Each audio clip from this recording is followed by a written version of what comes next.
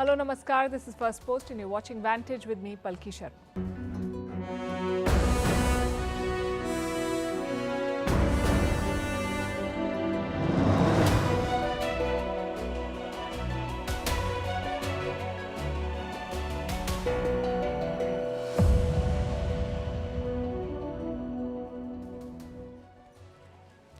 Is China invading Taiwan? The military has surrounded the island. Beijing is calling it the punishment drills, but the deployment is serious and the provocation much bigger than in the past. Does Xi Jinping have the appetite to go to war right now, and does the world have a strategy to respond if he does? Tonight we'll discuss this and show you the latest videos from Ground Zero. In Pakistan, a multi-front war to rescue the economy, including billions of dollars of West Asian investment. Can Prime Minister Shehbaz Sharif pull it off? As the Gaza war drags on, companies linked to Israel face sanctions and boycott calls. We'll tell you which ones are making headlines.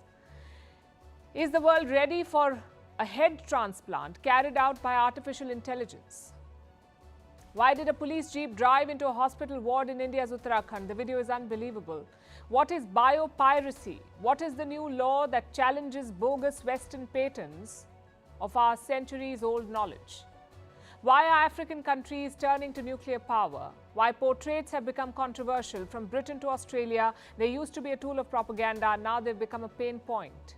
And how is Gen Z changing the workplace from meetings to emails and everything in between? We'll discuss that, the headlines first.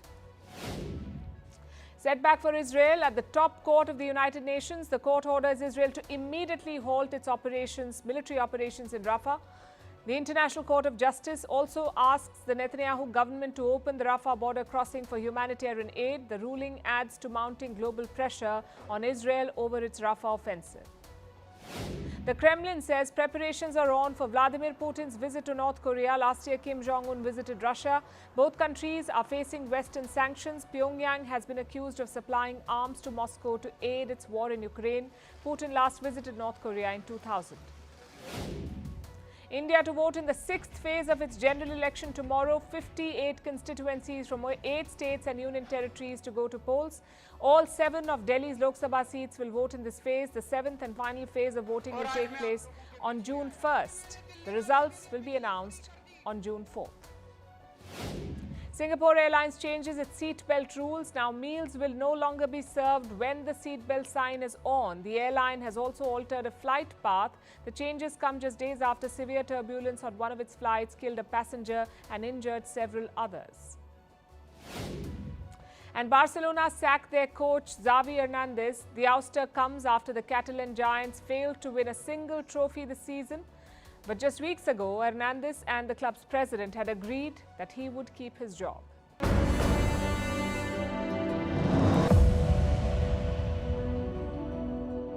2024A 演习，岛链内联合打击药域战控能力。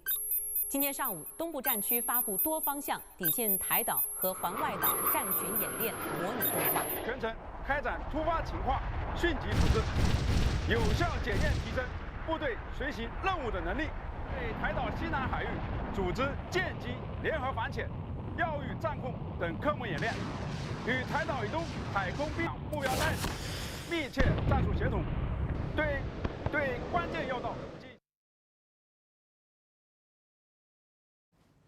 Did you see that? This video was released by CCTV, the official mouthpiece of the Chinese government. It's an animated video. It shows the bombing of Taiwan by the Chinese military. It shows missiles hitting targets like Taipei. And this video has been released with an ominous message. We are able to achieve firepower precision strikes on combat targets anywhere and at any time, as long as the Party Central Committee, the Central Military Commission, and President Xi give an order. We will be ready to fight at any time. That was a Chinese soldier outlining China's attack capabilities. He explained how the Chinese military can hit Taiwan with great accuracy. All they need is an order from Xi Jinping. And this message is for Taiwan and their new leader, their new president, Lai Ching-te. China calls him a separatist. He took oath of office on Monday. 2 days later, China launched these drills. In his inauguration speech, Lai had told China to stop threatening Taiwan, and in response, China chose to double down. They began what they're calling punishment drills. Today was the second day of this exercise. In the last 24 hours, China has sent at least 49 aircraft, 19 military vessels and 7 Coast Guard vessels. This is according to Taiwan. Reports say the PLA, the Chinese army, tested its ability to quote-unquote seize power in Taiwan. In fact, China is almost confirming it. Look at the statement that the Chinese military issued today. It says they tested the PLA's capability to quote-unquote occupy key areas. Occupy key areas in Taiwan. Simply put, China practiced how to invade Taiwan and take control by force. Taiwan is China's Taiwan, and it is not the turn of the United States to say anything about it. The root cause of the tense situation in the Taiwan Strait lies in the attempts of the Democratic Progressive Party authorities to use the United States to seek independence. China's tone is aggressive and the world has gotten used to it. Yet this time, it's more worrying because of the Chinese military's maneuvers around Taiwan. Let me show you a map. This is Taiwan. Look at how Chinese forces have surrounded the islands. They're conducting drills in every corner. Beijing has picked 5 target areas for this exercise, plus they've targeted at least 4 small islands. Now, these are close to Chinese shores, but these islands belong to Taiwan. The PLA has been conducting drills near them, and then they sent this message to Taipei. Since taking office, the leader of the Taiwan region has seriously challenged the One China principle, nakedly peddled the two-nation theory, and attempted to use force to seek independence and rely on foreign countries to seek independence. This is purely playing with fire, and those who play with fire will surely get themselves burned. So this was a comprehensive drill. They were not just meant to scare off Taiwan, they were supposed to demonstrate China's capability for a military takeover of Taiwan. And this is in line with Xi Jinping's orders. On multiple occasions, he has told his forces to be war-ready. He says reunification with Taiwan is inevitable, and he doesn't rule out the use of force to achieve this goal. He has even locked horns with the United States over Taiwan. In April, Xi spoke with Joe Biden on the phone, and Xi Jinping told the American president that Taiwan is a red line, and the US should not cross that red line. He wants America to stop sending military aid to Taiwan, so these drills were supposed to be a message to the US too. Again, a demonstration of China's military strength, which brings me back to the video we started with. It gives an insight into the minds of the Chinese military leaders, the military planners. It shows how they would go about invading Taiwan. This video identifies 4 potential targets: Taipei, Hualien, Taitung, and Kaohsiung. The video further shows Chinese jets being loaded with live ammunition, bombers conducting mock strikes, and mock missile launches. So the focus is on aerial attacks.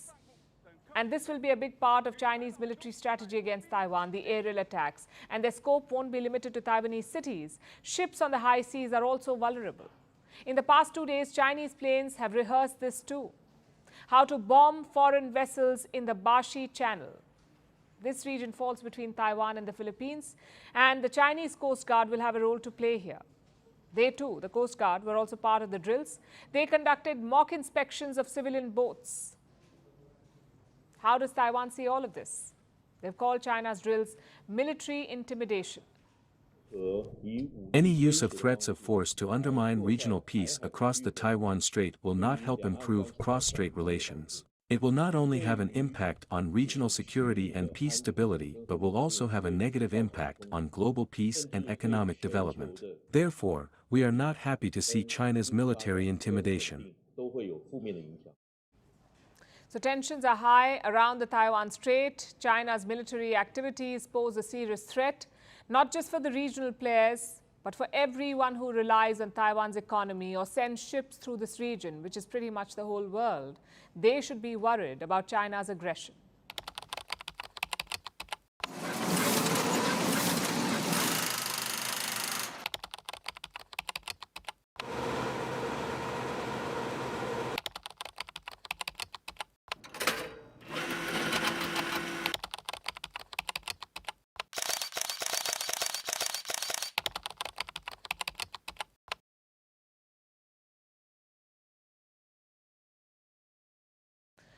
So you can hear the drumbeats of war, much like in Europe or West Asia.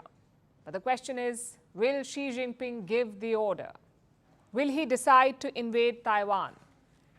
It's always been his goal. Taiwan is unfinished business from China's civil war. Mao Zedong could not capture it, so Xi Jinping would love to do it. It would immortalize him and secure his legacy. So tonight we're looking at 3 questions here. 1, how difficult would an invasion of Taiwan be? 2, is China ready for it? And 3, what is the world's strategy? Let's start with the first question. An invasion would be extremely difficult. Taiwan is not some helpless island. They're armed to the teeth. Just look at the global firepower rankings. Taiwan ranks 24th. They are ahead of NATO allies like Sweden and Canada. And where does China rank? At number 3. But wars are not fought on tables. In the real world, China will face added challenges like geography and weather. They will have to land soldiers in Taiwan, and that means crossing this stretch of water, the Taiwan Strait. It's around 140 kilometers long. It's also very choppy waters, not ideal for an amphibious operation. But let's assume that China beats the elements. Taiwan will still be prepared. Their strategy is called porcupine defense. I'm talking about this animal, porcupine. It has sharp spikes all over its body and tail, so no one dares to attack it. Why? Because they know that the cost will be too high. And that is Taiwan's strategy. They have invested a lot in defense. Under the last president, defense spending increased by 5% every year. As a share of GDP, it's 2.5%. They spend 2.5% of their GDP on defense. We're talking about a variety of defensive weapons like anti-ship missiles, naval mines, landing spikes, and mobile missile launchers. But again, let's assume that China beats all of this. They land on Taiwan shores. Then once more, they would face geography. Taiwan has a lot of rugged mountains. They offer natural protection to the island's regime. And if you reach the cities, it's going to be urban warfare, like what you're seeing in Gaza. So long story short, it won't be easy. Taiwan has prepared and practiced to repel a Chinese invasion. Their way of life depends on it. So expect a tough and bloody fight if it comes to that. Which brings us to the second question. Is China ready for it? Does Xi Jinping have the appetite for war? US officials have made their own assessment. They think that Xi will wait until 2027. By then, he should have enough firepower. But could he strike earlier? And I ask this for a reason. China's growth is losing steam. Their GDP growth has largely stalled. It is expected to be 3.5% by the end of this decade. Same with their population. China's labor force will be shrinking in 2030 by almost 1%.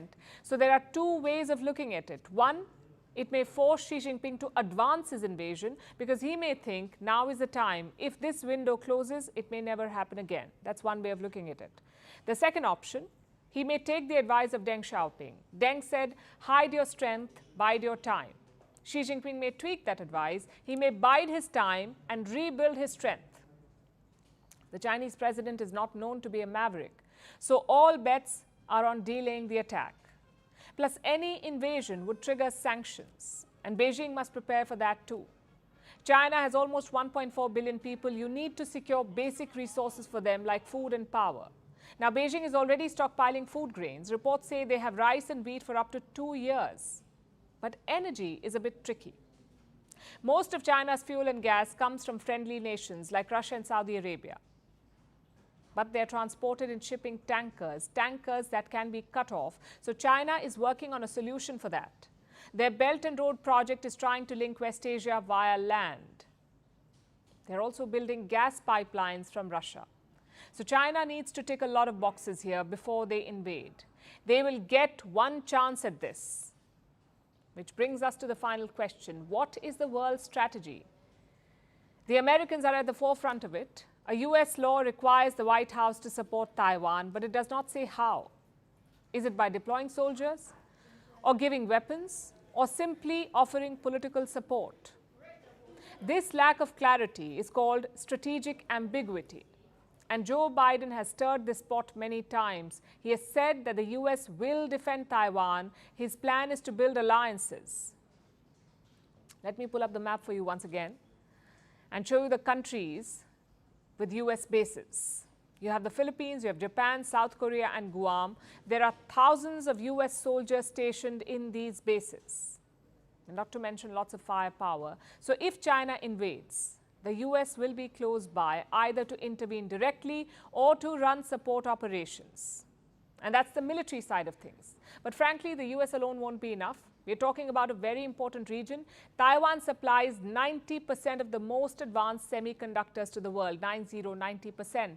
The waters around it are also crucial. It carries around 21% of global trade. So trouble in Taiwan is trouble for the whole world, yet most countries don't seem bothered. We've seen a lot of activism for Palestine, but we haven't seen the same for Taiwan.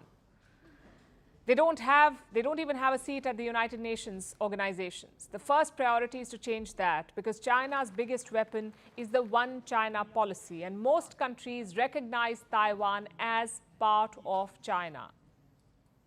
The one China policy. So these countries may criticize the Chinese invasion, but how can they actively oppose it?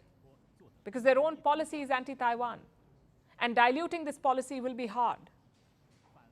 Taiwan could use its chip superpower to woo other countries. It could set up factories or investments abroad. And frankly, that's the only way. For most countries, China is way more important than Taiwan. Until that changes, their policy will not.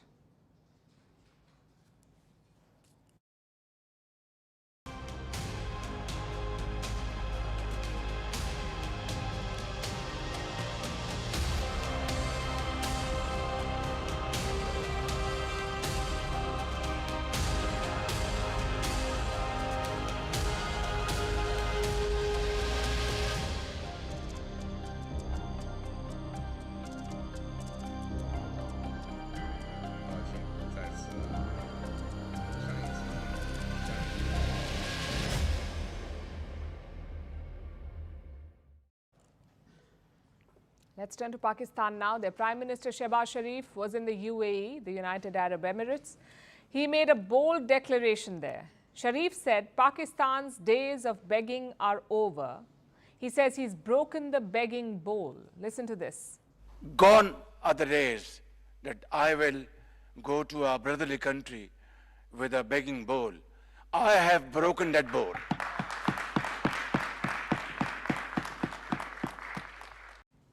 Quite a bold thing to say, especially when your country is $130 billion in debt. So what's the catch here? If not begging, what is Pakistan's plan?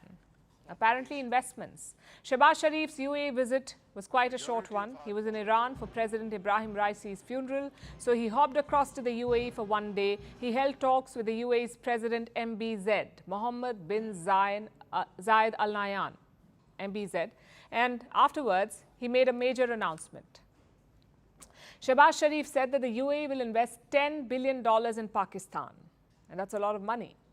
Do we know where it will be invested? Well, there is no clarity on that part. Pakistan's statement said that investments will be made in multiple sectors, and the UAE is not alone. Saudi Arabia was the first to invest. Riyadh promised around $25 billion of investments in Pakistan, again in the form of investments, like I said, and their foreign minister traveled to Islamabad for this. A massive business delegation flew down, so the assumption was the deals would be signed soon. In fact, Crown Prince Mohammed bin Salman was expected to visit Pakistan, but the trip has not happened yet. Meanwhile, Pakistan is also talking to the IMF, the International Monetary Fund. They want another bailout from them. How much money this time? Between $6 and $8 billion, but apparently the fund is playing hardball.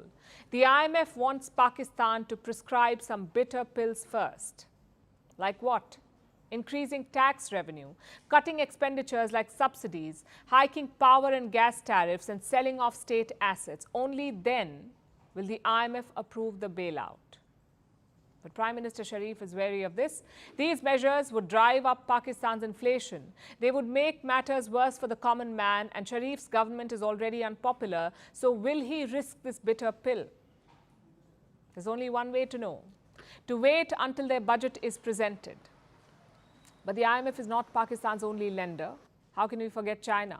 They make up almost 30% of Pakistan's foreign debt, and Islamabad wants to restructure some of it. around $15 billion of debt. They want it restructured. This money is owed to Chinese energy producers. They run power plants in Pakistan, but the government of Pakistan has not paid them. Now, Prime Minister Sharif wants to extend these loans by around 5 years. And if China agrees to it, Pakistan will save money on repayments, around $2 billion of it. At the same time, it could risk future Chinese investments. Because just put yourself in China's shoes. You give loans worth billions, you build infrastructure in Pakistan, but in the end, you don't get paid back. You're asked to extend or restructure that loan. Naturally, you will feel betrayed, but Pakistan does not have a choice here. They're hoping to strike a deal before the 4th of June. That's when Sharif will travel to China, his first trip to the country after taking office. So let's recap Pakistan's different moves. They're getting investments from the Gulf, asking for a bailout from IMF, and negotiating loans with China. It's a multi-front financial battle. Only investments will kickstart Pakistan's economy. Investments equal revenue, revenue equals loan repayment, and loan repayment equals debt, less debt. And that is broadly Shehbaz Sharif's plan. The question is, will it work? Well, Islamabad has put everything on fast track. State assets are being sold at record speed. Resources are being granted at record speed. And so are license approvals. It's basically a fire sale of resources and assets. So I guess Sharif's bold declaration was wrong. He hasn't broken the begging bowl. He has been forced to pledge everything, including the begging bowl.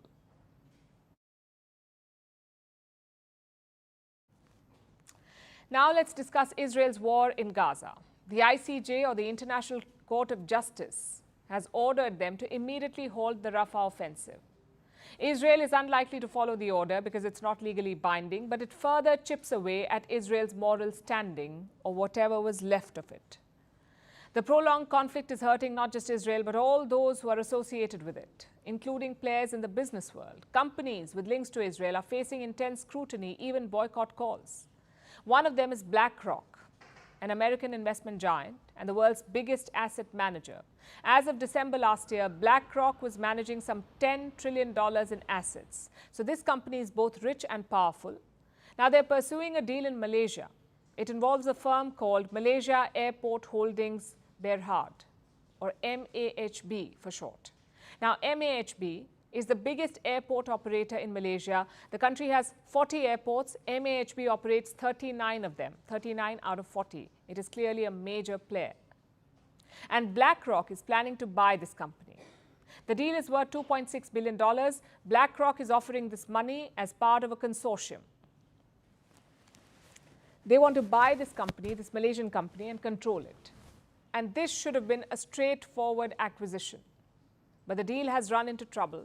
BlackRock is facing boycott calls. Malaysia's civil society groups have started a protest. 22 of these groups have written to the Malaysian government. They want to block BlackRock from buying the airport company. The reason? BlackRock's links with arms manufacturers, the ones that supply military goods to Israel. BlackRock owns stakes in multiple weapons companies, and one of them is Lockheed Martin. This is the company behind the F-35 fighter jet. Israel's military has these planes in its arsenal. BlackRock is a major investor in Lockheed Martin. In fact, its third biggest investor. It owns about 7% of the shares. Such holdings are now hurting BlackRock in Malaysia. It is being called a genocide enabler for its financing to weapons companies.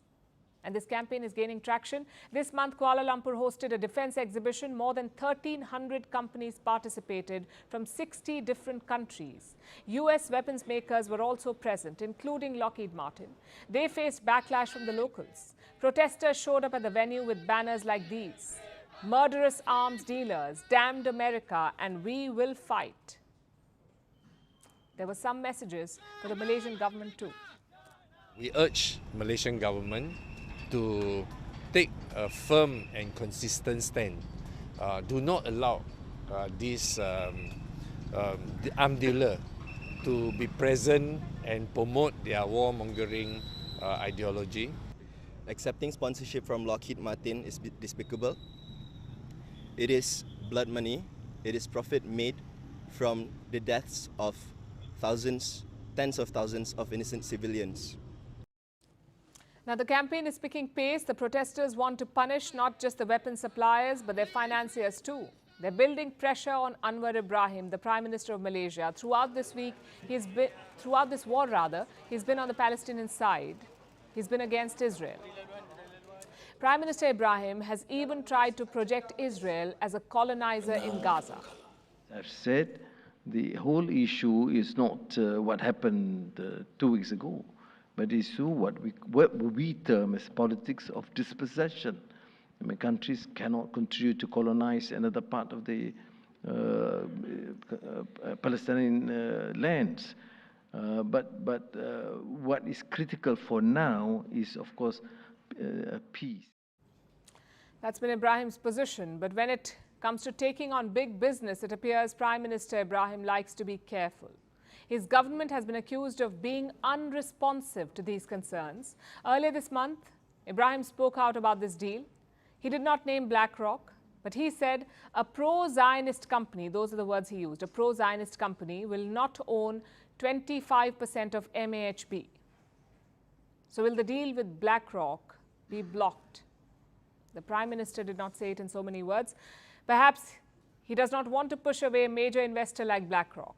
Though sooner or later, he will have to take a clear stand because Malaysia is a Muslim-majority country where anti-Israel sentiment runs deep. And BlackRock is not the first to face this challenge. Many Western companies have been at the receiving end, like McDonald's, one of the world's biggest fast food chains. It has faced boycott calls in Malaysia and Indonesia. Coffee chain Starbucks has seen a decline in business. Sales have slowed in West Asia. Their stores in the West have also seen protests, though Starbucks has denied taking sides in the conflict. Others like Coca-Cola, Pepsi and Puma have also faced boycott calls. And this may not end anytime soon because the war shows no sign of ending. There's no way big business can avoid getting caught in the crossfire.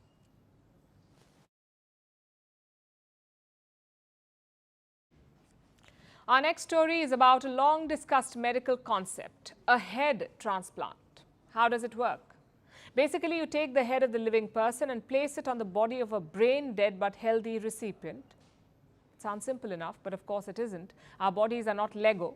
A head transplant would require complex surgeries involving our nervous system. And the scientific challenges aside, there's also the ethical question of body swapping. Nonetheless, a new company wants to explore this. It wants to use cutting-edge robotics and artificial intelligence to do head transplants. Will it work out? More importantly, are we as a society ready for this? Our next report tells you. At first glance, it looks like a scene from a dystopian movie, maybe even some evil robot factory. Imagine this, a robotic surgeon hovering over a body, its octopus-like arms at work. It swiftly removes the head of a dying man and with the same speed puts it on a healthy body. If you think this is some video game, think again. This is BrainBridge. It's the world's first such concept for a head transplant. The aim is to use cutting-edge robotics and artificial intelligence. That way you can swap heads and ensure faster recoveries. So how will it work? The head will be placed on a brain-dead donor. That way it will maintain the memories, the cognitive abilities, and the consciousness of the transplanted individual. But it's not as easy as it looks in the video. It requires very sophisticated systems, ensuring a precise connection between the spinal cord, nerves, and blood vessels. Otherwise, it won't work. BrainBridge says the first procedure can happen in 8 years. But there are a few challenges. The first is our nervous system. Removing a brain requires cutting through 12 pairs of nerves. And it's not like a circuit. It doesn't just join back together. Nerves die when they are cut, so reconnecting them will be a task in itself.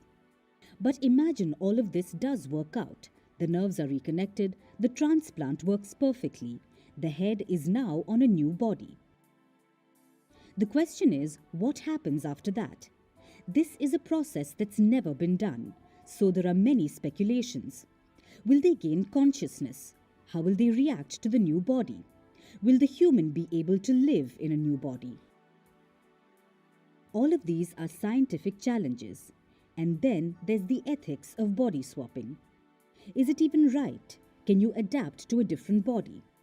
Preserving the patient's identity raises many questions, especially about the continuity of the self. Plus, how will they deal with such a profound alteration of the body? But ethics and challenges aside, it's a concept that's gaining popularity. Why? Because people think it's the best way to cheat death, to bypass age and diseases. From biohackers to techno-anarchists, everyone believes it's a concept worth exploring. BrainBridge's announcement represents a groundbreaking medical breakthrough. It has the potential to transform lives and the way we see medical science. As we stand on the brink of this medical marvel, one thing is clear: the future is now. But we can't embrace it without addressing scientific, ethical, and societal challenges. Those must be carefully navigated to make body swapping a success.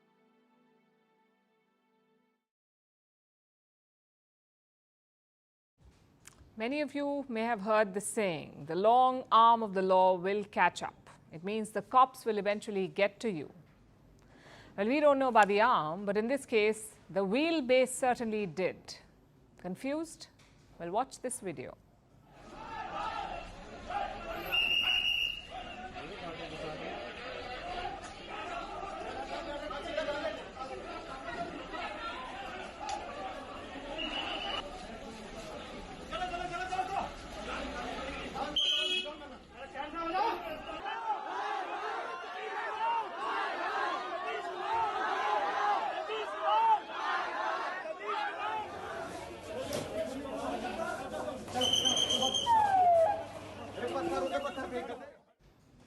Explanations are in order.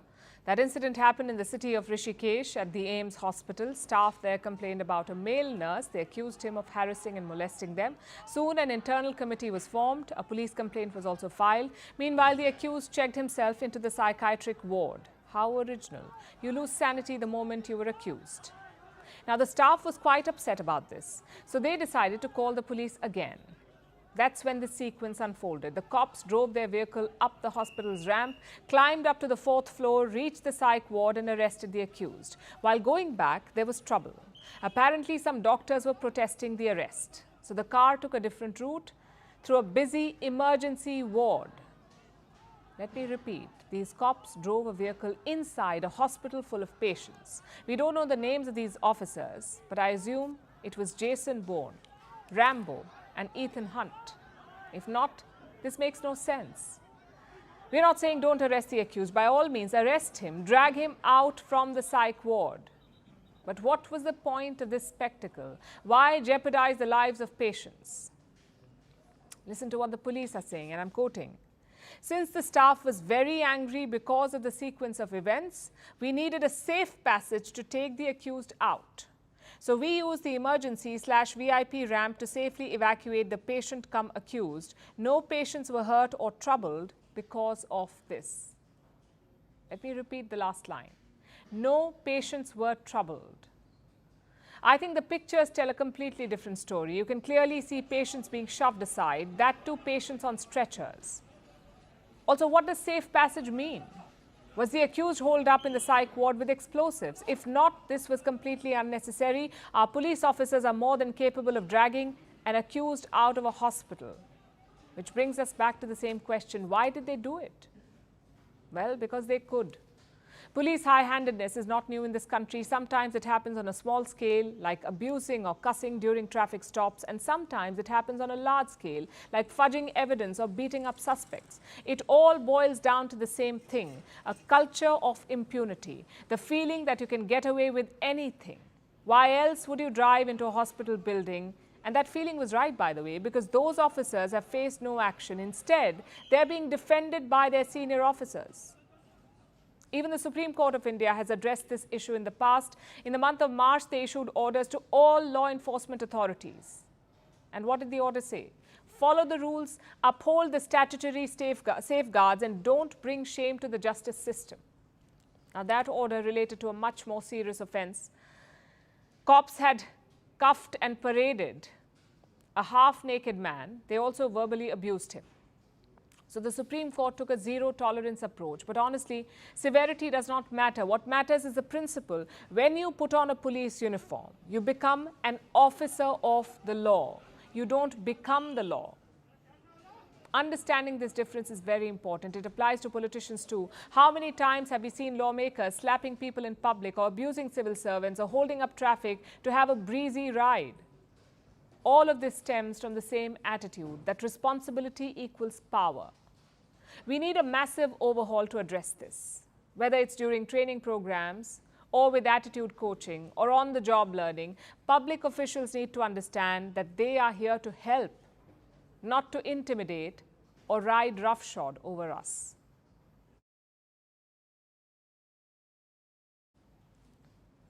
Today, there was a historic announcement from the United Nations, from their World Intellectual Property Organization. After more than 20 years of negotiations, a new treaty has been signed.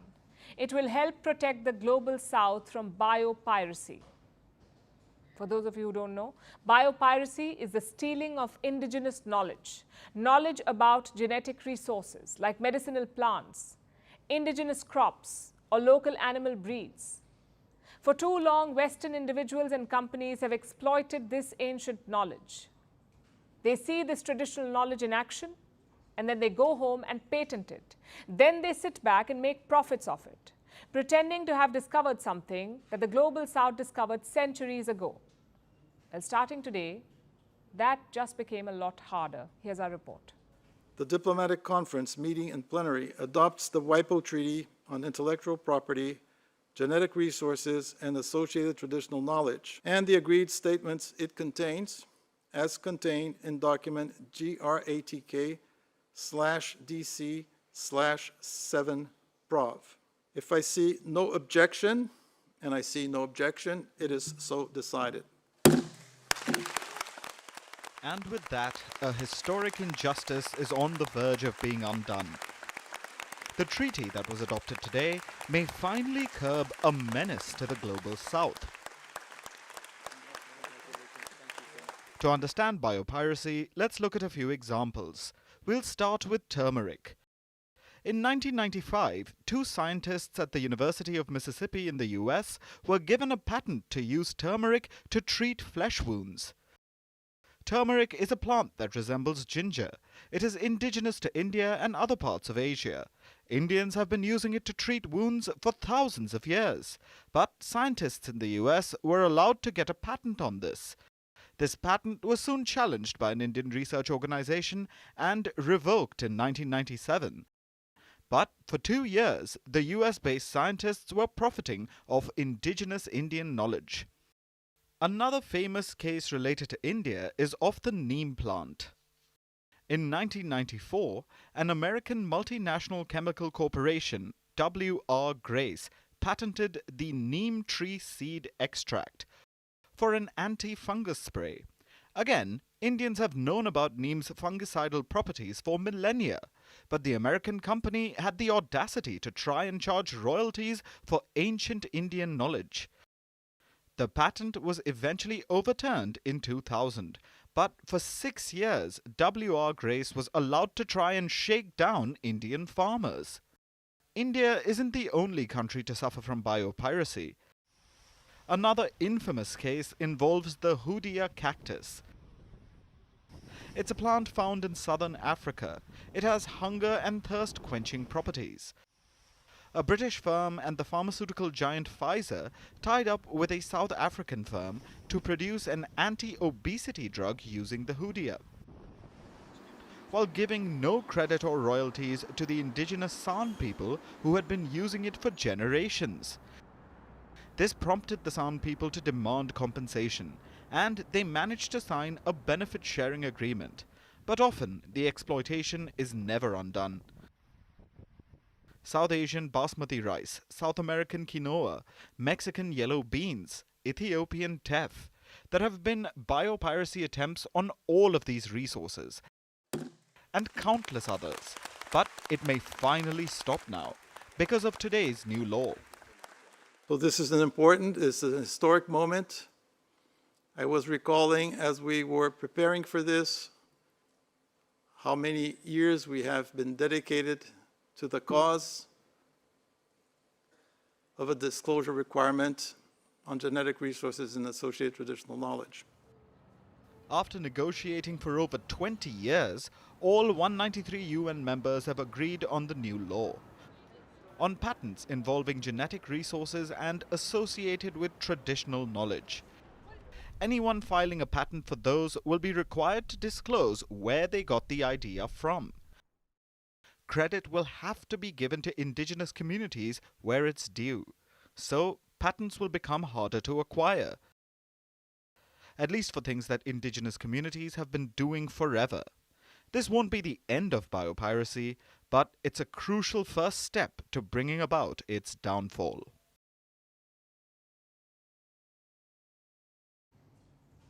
Now let's turn our attention to Africa. First to Ghana in the west. Ghana is inviting bids to set up a nuclear power plant. It wants to boost its electricity production. And Ghana thinks nuclear energy is the way to go. It doesn't have any existing nuclear plants so far. Presently, in fact, only one country in all of Africa has nuclear energy, and that is South Africa.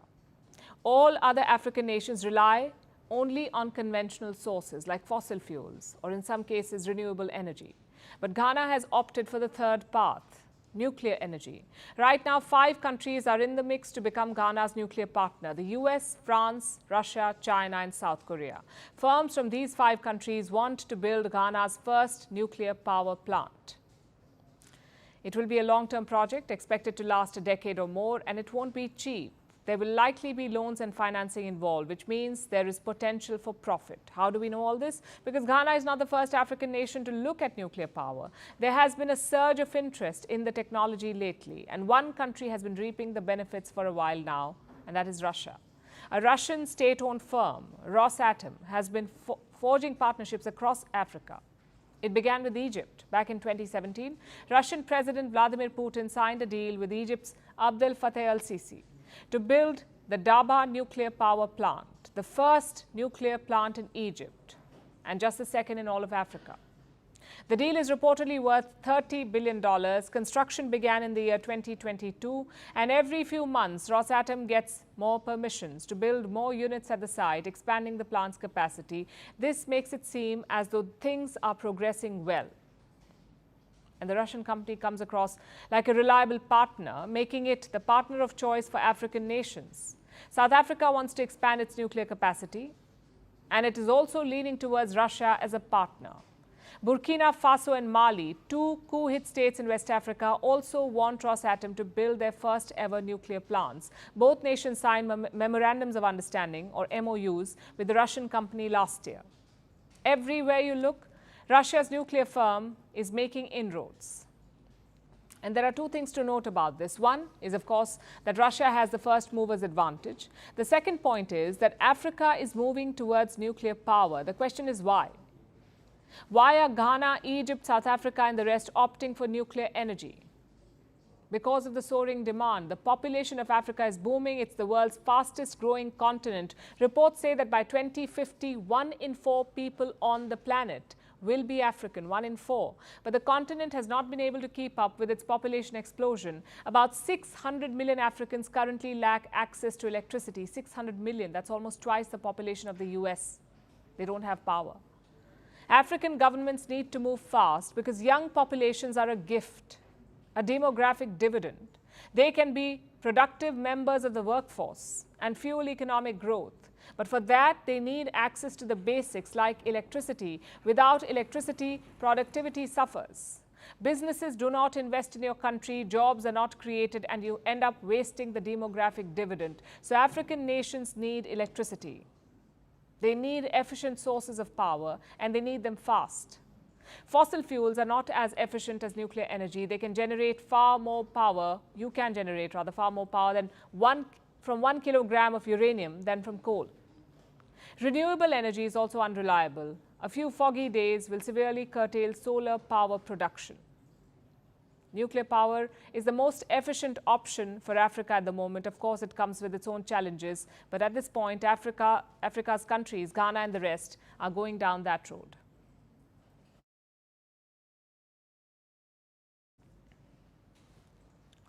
Britain has had a tough year.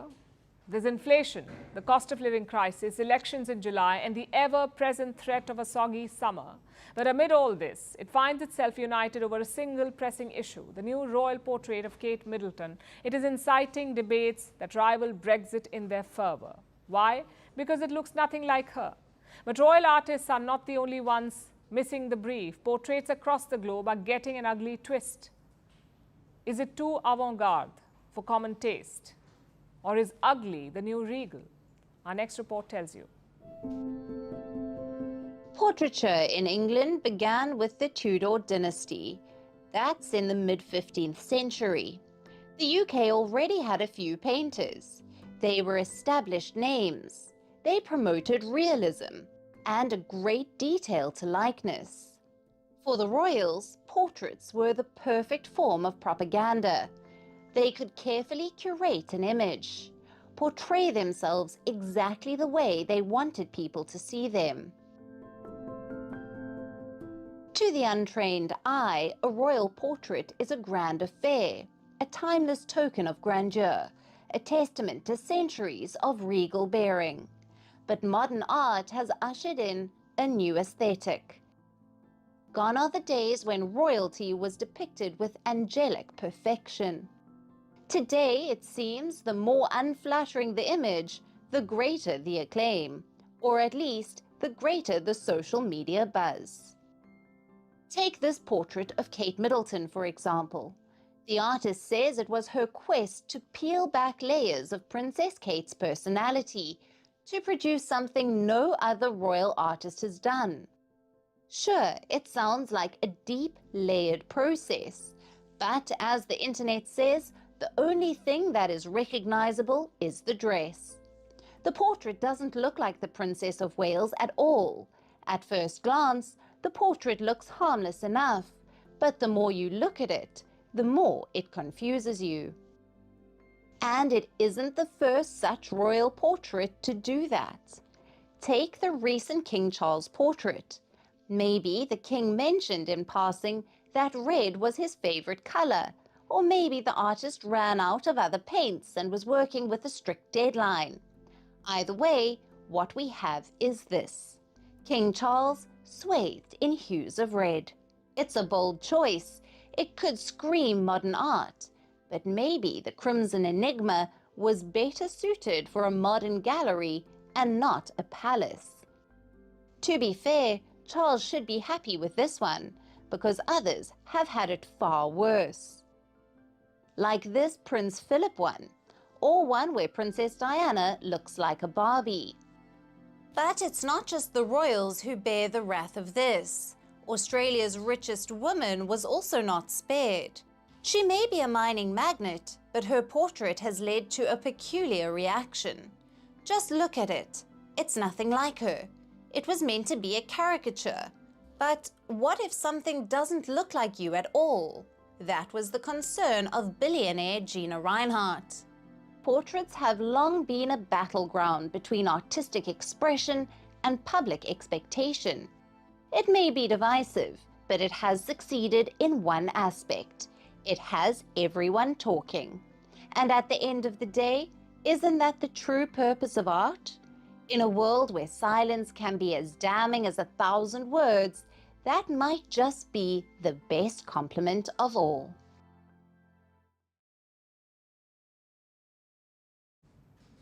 The three most annoying words in the English language. Kids these days. Either you've said this phrase before, or it has been thrown your way. But in all likelihood, both cases are true. Because this is only natural. People complain about those younger than them. It is the cycle of life. Researchers call it the kids these days effect. Creative, I know. Now, this effect is in full swing because Gen Z, or those born between 1997 and 2012, has entered the workforce. People say the young ask for too much but work too little. They don't respect hierarchies. They don't want to pay their dues, and they always have one foot out the door. Plus, they despise skinny jeans, which, let's face it, is half the millennial wardrobe. And this is not too far off. More members of Gen Z are entering the C-suite. Don't worry, the average age of the CEO is still 54, but the number of young CEOs is on the rise.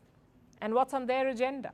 Few meetings, fewer email chains, and lots of emojis. This generation, you see, grew up with technology, so they're using it to make life simpler. Instead of holding meetings, they're sending voice notes. Instead of using words, they're using emojis and GIFs. Plus, Gen Z workers love flexibility. Some hate cabins or desks. Some don't want to show up to work. Some despise fixed working hours. A quarter of Gen Z say their productivity peaks at night. That's when they want to work. But less than 15% of the older generations log on after 6 p.m. So that's quite the conundrum. But Gen Z want workplaces to be more casual. The young are more open to talking about mental health. They want to discuss political opinions, and they despise formal email sign-offs. So they're saying goodbye to professional language. 41% workers say yours truly is dying, and 36% claim yours sincerely has been given a death sentence. And lukewarm regards are taking their place, quite literally. It is no wonder that 3 in 4 managers find it difficult to work with Gen Z. Many complain of walking on eggshells, like they can't speak their mind, because one argument and their young employee is out the door. At least that's the impression. Because Gen Z is thinking differently about loyalty. For young workers, job hopping has lost its stigma. In fact, they are willing to change careers thrice. That's blasphemous to boomers, and it can hurt careers. Sure, work life is slowly changing, but some perceptions still persist. Repeatedly switching jobs is a red flag for traditional employers. So is informality. Many young workers want to be themselves, so they communicate casually or express political views non-stop, but this may not sit well with all companies. Workers still have professional responsibilities, there are certain expectations, and studies show that poor communication can stall career progress. Yes, some things are worth fighting for, but if every battle seems worthwhile, then you ought to rethink. I guess the smart approach is to be pragmatic, and this applies to older workers as well. Working with Gen Z poses its challenges, as it should, but they are the future of work. By next year, Gen Z will form a quarter of the global workforce. They will shape hiring, they will shape workplace trends, they will influence technology, public policy, clothes, food, all of it. In short, they will change how companies function. So ignoring the divide between the young and the old is not an option. It is time we rethink our perceptions and find a middle ground by balancing formality with approachability and tasks with relationships. It is not about changing who you are, it is about adapting. And now it's time for Vantage Shots, images that tell the story. In India, a helicopter makes an emergency landing after spinning out of control in Kedarnath. Sydney lights up with fireworks and installations as Australia's biggest festival of light returns. And the world's largest known living tree gets an annual health check amid climate threats. Finally, taking you back in history, on this day in 1964, more than 300 people died in the world's worst stadium disaster. It took place in a football match between Peru and Argentina. An unpopular decision by the referee sparked a riot. The police retaliated by firing tear gas. It led to a mass stampede, killing hundreds of people. We're leaving you on that note. Thanks for watching. Have a good weekend.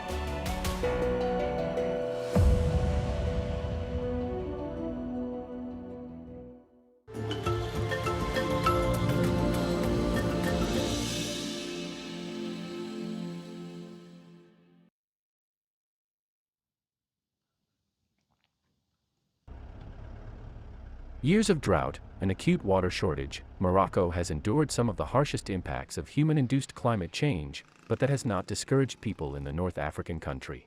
In fact, it has only strengthened their resolve to fight the climate crisis. As Morocco steps into its 6th consecutive year of dry spell, scientists in the country have devised a method to combat crop shortage. They have developed new strains of food crops that are resilient to the adverse effects of climate change. Morocco's Institute for Agricultural Research has come up with around 50 new species of grains, legumes, and oilseeds. They have been tailored to respond to the drop in agricultural yield.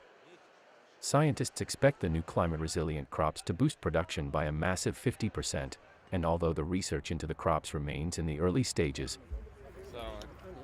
trials have already begun in various locations like Garb, Ses, and Tadla in central Morocco. In the past, occasional drought in Morocco were followed by periods of rain, but now, the country is assumed to have entered a prolonged dry spell, and years of dry weather have threatened the agriculture sector. There is a severe drought this year, which led to a rise in the cost of fodder and a decrease in the production of livestock, such as sheep and goats, which did not reproduce as before. Agriculture is a crucial sector in Morocco. It accounts for roughly 14% of the country's exports and employs a third of the country's working-age population, so disruptions in the sector are likely to severely threaten Morocco's food security. To counter that, the country has introduced the Green Generation 2020 to 2030 strategy. The plan was launched by Morocco's King Mohammed VI in February 2020. It aims to develop a sustainable model of agriculture. Successive years of drought prompted the Ministry of Agriculture to implement a set of programs and strategies that were implemented at the regional level, at the level of our office, the Regional Office for Agricultural Investment in Malouya. It was implemented even at the level of the irrigation networks, and also the main canals that supply the region with irrigation water and drinking water as well.